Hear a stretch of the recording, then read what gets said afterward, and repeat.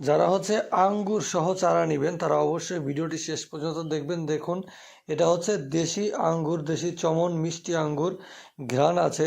সময়ত ভিউয়ার্স দেখতে পাচ্ছেন, এটা হচ্ছে দেশি চমন আঙ্গুর। এখন এই যে একটা চারা, আঙ্গুর সহ চারা কিভাবে আমরা কাটতেছি দেখতেই পাচ্ছেন, এই যে কাটা হয়ে গেছে। এটা হচ্ছে আঙ্গুর সহ চারা, ঠিক আছে। অর্থাৎ এই যে 2 থোকা আঙ্গুর আছে এখানে, আর একটা ছোট থোকা আছে, তো এই টোটাল 3 থোকা আঙ্গুর সহ চারা কিন্তু আপনারা পেয়ে যাবেন। এটা দেশি আঙ্গুর, দেশি চমন। এই আঙ্গুরটা কিন্তু খুব মিষ্টি হয় এবং অন্যরকম একটা ঘ্রাণ হয় এই আঙ্গুরে, ঠিক আছে। তো এখানে 3টা ডাল, একটি ডাল এখান থেকে কেটে ফেলা হবে।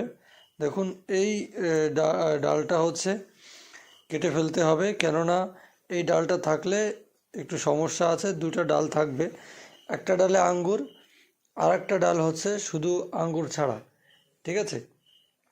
তো দেখুন, এটা কাটা হয়ে গেল। দেখুন, ফাইনালি আমরা চারাটা কিন্তু কেটে ফেললাম। তো এই যে চারাটা দেখতে পাচ্ছেন, 2 থোকা আঙ্গুর সহ চারা।